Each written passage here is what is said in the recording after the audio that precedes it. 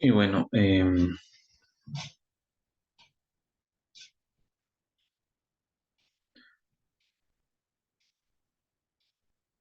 continuando, estaríamos lo que habíamos visto de los valores del eco.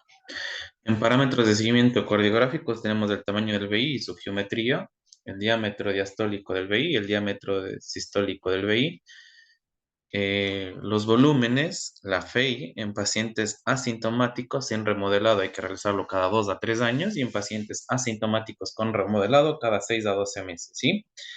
Esas serían las indicaciones de seguimiento por medio del eco.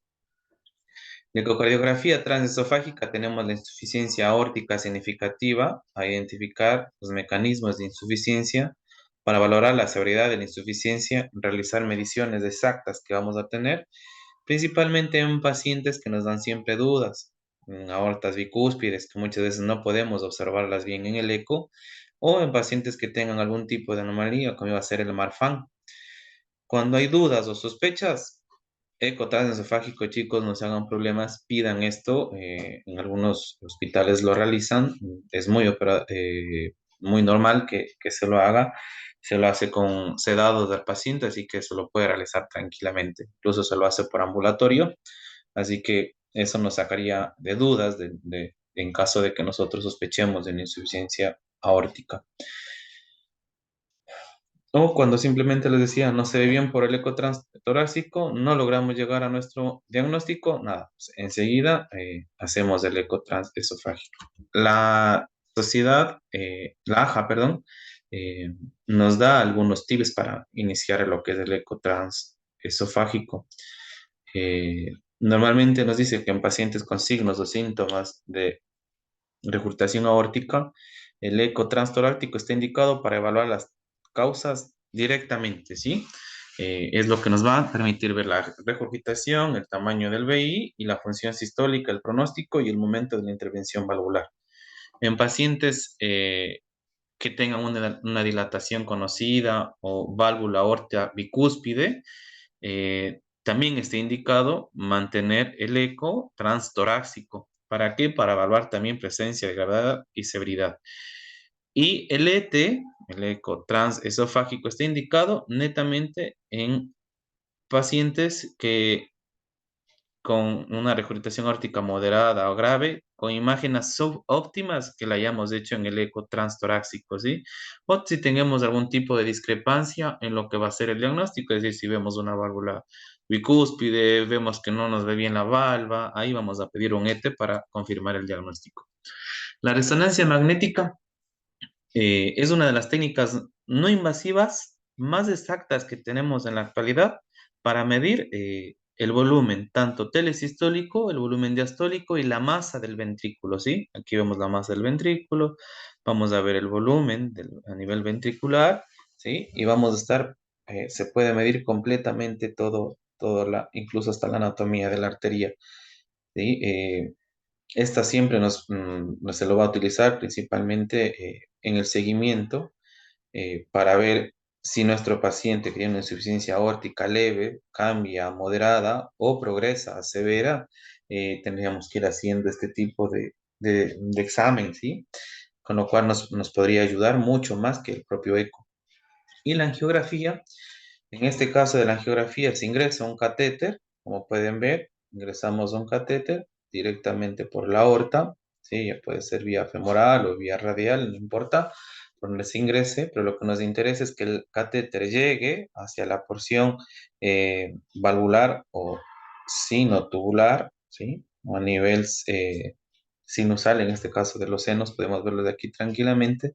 Se inyecta una gran cantidad, un contraste a 25 35 ml de contraste, y ese contraste, como echamos a nivel de la aorta, vamos a ver que en el flujo, cómo pinta nuestra aorta, y aquí podemos hacer ya mediciones mucho más exactas, ¿sí? Veremos a nivel valvular, a nivel sinotubular, a nivel tubular, ¿sí? Y esto nos va a dar principalmente en pacientes que nosotros pensemos que van a entrar a cirugía, incluso se utiliza bastante se ve en la rotación que se utiliza para pacientes que se van a colocar TAVIs o necesitan una medición exacta para pedir el material quirúrgico, o los cirujanos cardiovasculares también para saber qué tipo de prótesis van a pedir, qué tamaño de la prótesis van a utilizar y cuáles podrían ser, si existen algún tipo de anomalías genéticas o algo que se podrían estar dadas, también se podría ver por esto, ¿sí? E igual para ver si no hay aneurismas de la aorta, podríamos estar viendo con todo esto, ¿sí? La evolución de esta enfermedad, estas es unas imágenes que estaban muy buenas, la habíamos visto en las anteriores clases y las traje a colación ahora porque me parecía muy interesante cómo es la evolución. Vean cómo tenemos un paciente con insuficiencia aórtica asintomática y fe conservada. Pueden ver que sería una insuficiencia aórtica leve, una vena contracta podría ser menor de 3, lo que hemos visto antes. Vemos que a partir del 3,5% anual, estas pueden progresar a un deterioro de la fe asintomática. El 6% anualmente progresan con síntomas y deterioro de la fe. Miren la velocidad con la que crece. Anualmente ya puede ir aumentando o va progresando la enfermedad de una leve a una moderada. E incluso el 0,2% anual pueden presentar muerte súbita. Recuerden que va a haber una dilatación a nivel ventricular. Esto también puede estar dando alteración en la conducción y podrían estar llevando a una muerte súbita. Y, eh, en los pacientes que tienen un deterioro de la fe, que ya tenían una fe, el 25% de estos pacientes progresan con síntomas ya al año. Tenemos un paciente asintomático, leve, vemos en el eco que no había ningún tipo de alteración. El 25 de estos en el año pueden progresar, ¿sí? Progresarían a moderado o a severo y tendríamos que estar viendo.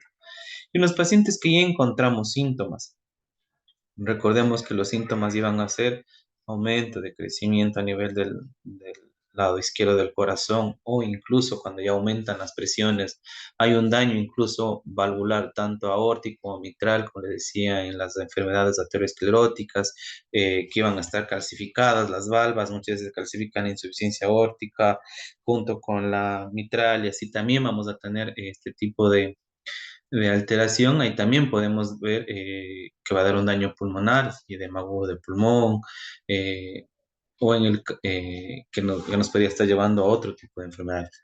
Los predictores de los eventos, fácil, con un eco, vamos a ver el, el diámetro del ventrículo izquierdo, ¿sí? El diámetro de fin de diástole del ventrículo izquierdo y con eso podemos ir evaluando. Incluso podemos ver también los péptidos natriuréticos. Recuerden que hay una dilatación excéntrica, hay una dilatación del corazón, sufren los miocitos y esto también va a estar haciendo que aumente el péptido natriurético. Entonces sería muy importante hacer el seguimiento en estos pacientes. Aquí tenemos dos cuadros que teníamos en la AJA, ¿sí? Donde vamos a ver la sobrevida del paciente de acuerdo a los años. Si vemos que el celeste van a ser los pacientes que tienen una insuficiencia aórtica o un reflujo aórtico leve, el moderado sería el amarillo y el severo sería el rojo. Como pueden ver, y yo les había dicho antes, que a partir del año pueden variar, ¿sí? Si no damos un tratamiento, si no diagnosticamos bien, si no vemos bien, a partir del año ya vamos a tener síntomas. Miren en este caso un paciente que diagnosticamos bien, vemos bien, eh, el 92% va a mantenerse estable a los 10 años, pero en un paciente que ya le encontramos en una recurritación aórtica, una insuficiencia aórtica moderada, no hacemos seguimiento, no damos tratamiento, el paciente no es adherente, a los 10 años solamente el 57% va a sobrevivir, ¿sí? Y en la estenosis aórtica severa, si lo diagnosticamos en leve, no damos tratamiento, no hacemos nada, no le vemos al paciente, el paciente vemos que ya tenía síntomas, no pusimos mucho empeño en los síntomas, no le estuvimos haciendo seguimiento, al año ya va a disminuir casi al 70% la mortalidad y a los 10 años el 20% va a ser la sobrevida, ¿sí? Es decir, que solamente el 20% de los pacientes van a vivir.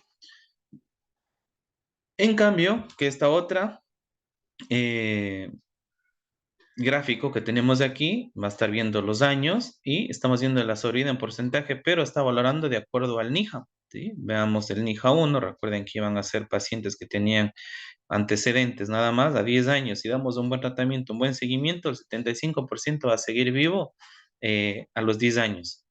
pero en pacientes que tengamos un NIHA 2, ¿sí? Recordemos que tenemos un NIHA 2, aproximadamente al año ya comienza a disminuir la sobrevida y a los 10 años incluso solamente el 59% va a sobrevivir. Pero en los pacientes con NIHA 3 o 4, ¿sí? Que ya tenemos mayor problema, en este caso van a ver cómo disminuye completamente la sobrevida e incluso llega a un 28% de los pacientes eh, que van a estar con vida, ¿sí?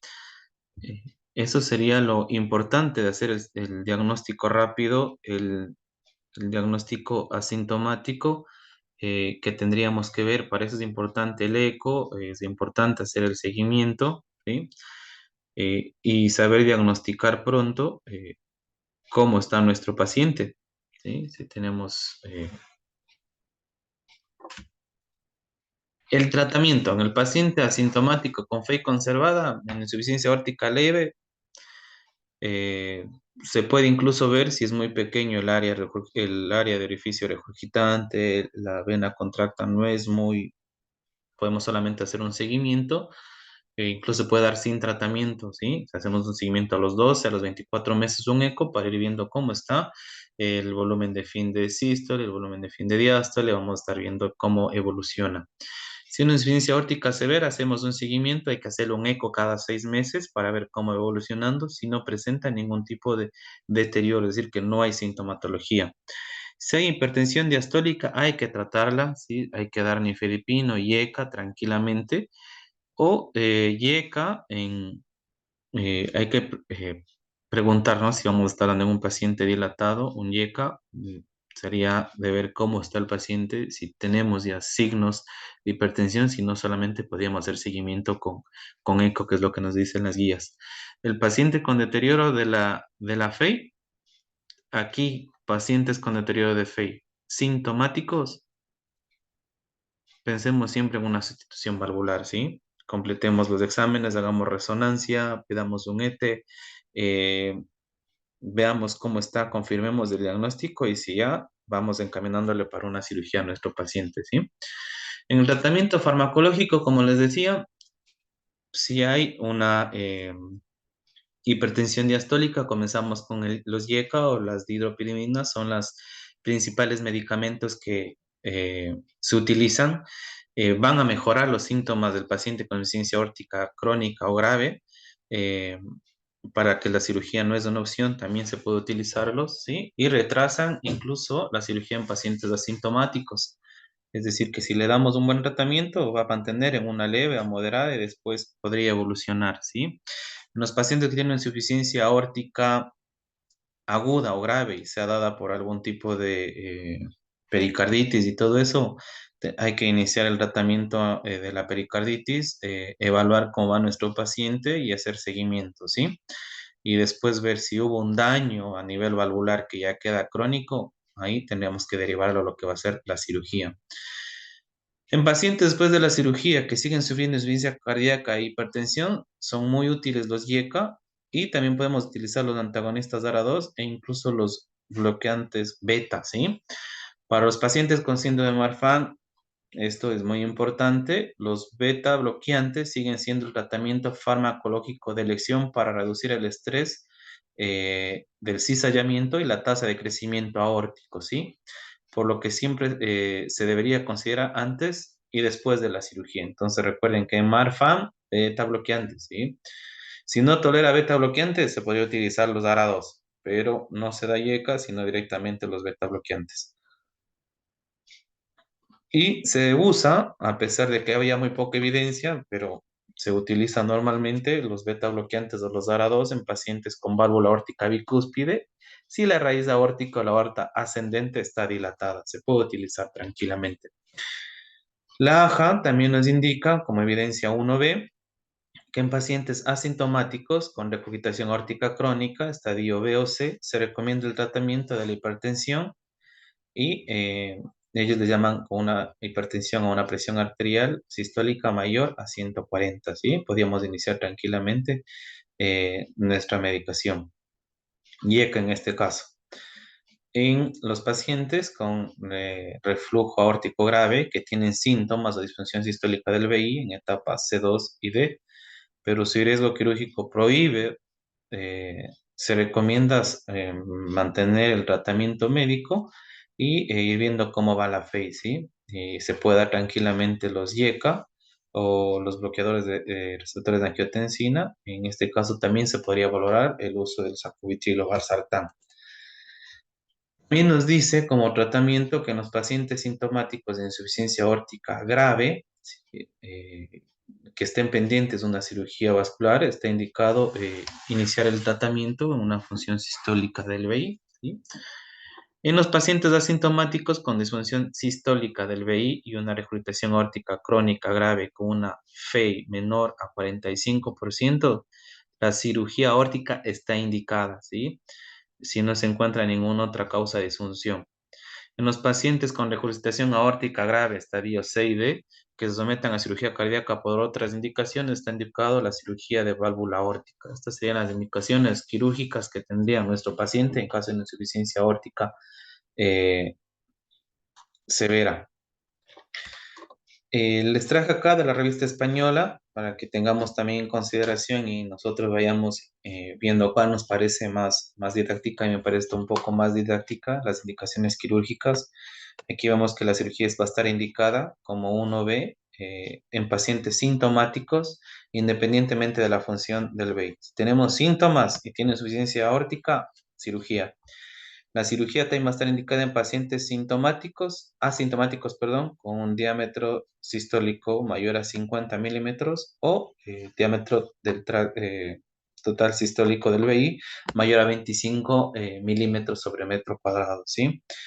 Eh, y eso estaríamos viendo en pacientes que tengan un tamaño corporal pequeño. Normalmente esta sería lo que nos estaría llevando. Mayor a 50 el diámetro eh, del tracto de salida del VI y estaríamos en eso, ¿sí? O una FEI en reposo menor al 50%. En aneurismas de la raíz aórtica o aneurisma de la aorta ascendente tubular, recuerden que le habíamos indicado que es muy importante medirlas, ¿sí? Van a ser en los pacientes jóvenes con dilatación de la raíz aórtica. Se recomienda el reemplazo de la raíz aórtica con conservación de la valva, siempre que se lleve a cabo en centros de experiencia, ¿sí? Esto es muy importante en las cirugías cardíacas. Hay que valorar siempre los centros de experiencia, ver la tasa de mortalidad, porque hay que ofrecer a un paciente una tasa de mortalidad menor, riesgo, que la enfermedad, es decir, que si la cirugía nos va a dar más riesgos que la enfermedad, pues bueno, mantenemos la enfermedad y damos un tratamiento. Aquí les tengo igual otra diapositiva donde van a ver cómo sería el tratamiento valorando lo que dice la EX y la SAC, ¿sí? La SAC dice que pacientes con sintomáticos, con FEI menor de 50%, un diámetro de fin de diástole del VI de 70 y un diámetro sistólico mayor a 50, podríamos estar viendo ya directamente la cirugía. O se prefiere también reparación en Marfan con una raíz aórtica mayor a 50 o Marfan con una fracción de regurgitación mayor, un área de regurgitación mayor a 45 milímetros. O si tiene trío bicúspide, también, si vemos que tenemos un área igual mayor a 55, o bicúspide igual si tenemos un área mayor a 50 milímetros. ¿Sí? Podemos ir viendo tranquilamente si se opera. Y si la válvula tiene una indicación quirúrgica, la raíz también se opera cuando mide mayor a 45 milímetros, ¿sí? Este es importante, según la EX, nos dice que si la prótesis es mecánica, hay que anticoagular con agonistas de la vitamina K, ¿sí? Antagonistas de la vitamina K se puede utilizar tranquilamente. Contraindicados, lo que van a hacer los anticoagulantes directos de estos, no vamos a estar dando. Y se utiliza bioprótesis o reparación valvular, está recomendada la aspirina, 75 a 100 miligramos día durante los primeros 3 meses, esa es evidencia 2A. Y aquí les puse una imagen en donde vemos cómo se va a hacer el recambio a nivel de la aorta. Esta va a ser el método de Vental de Bone, ¿sí? Lo que se va a hacer es, se ve a nivel tubular, pasando el tronco brachiocefálico, se hace un cambio de la prótesis y puede ser solamente valvular o puede ser también a nivel de la aorta descendente, la región tubular, ¿sí? Se hace un cambio y se hace un cambio a nivel valvular y se cambia también la aorta si vemos si la aorta estaba dilatada o si vemos que hay una, perdón, si hay alguna alteración en las medidas aórticas, haríamos eso. O si vemos que nuestra valva está completamente eh, con signos severos, haríamos también el cambio. Sí, aquí está igual otra imagen. Vemos cómo nuestro corazón viene, se cambia la arteria, sería a grosso modo, se hace un corte, se retira, ¿sí? Y ponemos aquí la válvula mecánica de Dacron, que vendría aquí y se colocaría, ¿sí? Y aquí vemos que tiene esta incluida la bioprótesis valvular, se le coloca acá abajo la bioprótesis y con eso quedaríamos. Este de aquí es un algoritmo de manejo que tiene la ES, en cual nos dice que si tenemos un tratamiento de los pacientes con insuficiencia aórtica, hay que ver si está dilatada, si la dilatación es significativa de la aorta ascendente, cirugía. Si no lo es, hay que valorar si hay insuficiencia aórtica grave. Si no hay insuficiencia aórtica grave, signos de insuficiencia aórtica grave, hacemos solamente seguimiento. Pero si hay síntomas, directamente sería cirugía. Si vemos que hay insuficiencia aórtica grave, sin síntomas, eh, que tienen síntomas, pero haciendo el eco vemos que tiene una FEBI menor del 50%, un tracto de salida mayor al 50%, directamente a cirugía, pero si hemos tenido una FEBI que no llega al 50%, vemos que el trato de salida es menor a 50 milímetros, una FEI que esté mayor, nada, podríamos hacer seguimiento y viendo cómo evoluciona. Aquí también tenemos todo lo que va a hacer en la parte de la regurgitación aórtica. Vemos con evidencia 1, evidencia 2A, 2B, ¿sí? En cual la evidencia A, pacientes con regurgitación aórtica severa, una vena contracta mayor a 0,6, con flujo reverso holodiastólico, un volumen de reflujo mayor a 60 ml, un área o orificio de la valva mayor a 0,3 centímetros cuadrados. Si tiene síntomas directamente, evidencia de realizar una cirugía, ¿sí?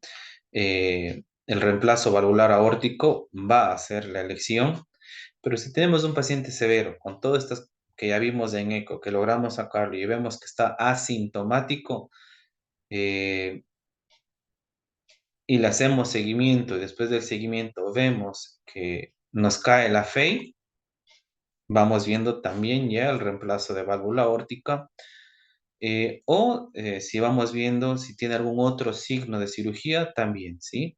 Pero en pacientes que están asintomáticos, a pesar de estar severos, vemos una FEI mayor a 55%, vemos los diámetros tanto diastólico como sistólico que están bien, podríamos ir viendo en peso a valorar que le podría ir bien el reemplazo de válvula aórtica, ¿sí? Se ha visto que en estos pacientes va muy bien, no están mal, no están severos, no tendrían tantas complicaciones, así que podríamos ya encaminar a este tipo de paciente.